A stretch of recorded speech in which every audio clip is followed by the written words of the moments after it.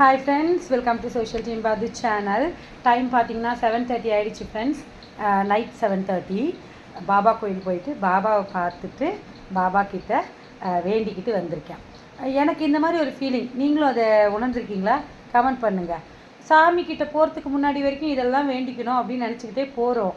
ஆனால் அந்த சன்னதி கிட்ட போயிட்டு சாமியை பார்த்த உடனே எல்லாம் அப்படியே மைண்ட்லேருந்து அப்படியே மைண்டே பிளர் ஆகிடுது. எதுவுமே ஞாபகம் இருக்க மாட்டேங்குது. சாமியை பார்த்தா மட்டும் போகிறோம் அப்படின்ற ஒரு எண்ணம் தான்.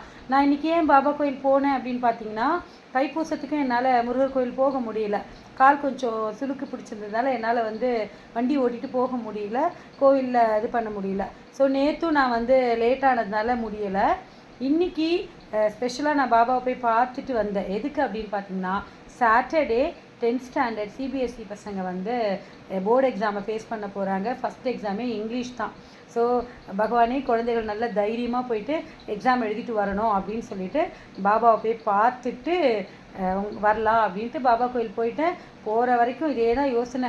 நல்லபடியாக பசங்க எக்ஸாம் எழுதணும், கொஸ்டின் பேப்பர் ஈஸியாக வரணும், பசங்க எந்த மிஸ்டேக்ஸும் பண்ணக்கூடாது, ஓஎம்ஆர் ஃபில்லிங்லலாம் அவங்க தப்பு பண்ணக்கூடாது, இந்த மாதிரி எல்லாம் வேண்டிக்கிட்டே தான் போனேன். அங்கே பாபா கிட்டே போய் பாபாவை பார்த்த உடனே எல்லாம் அப்படியே மறந்து போச்சு.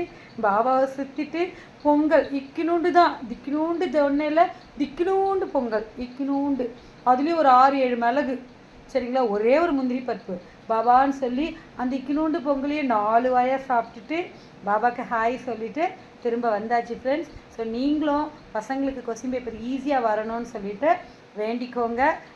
ஆல் த பெஸ்ட்டு பசங்களுக்கு கமெண்ட் மூலயமா சொல்லுங்கள். பாய் ஃப்ரெண்ட்.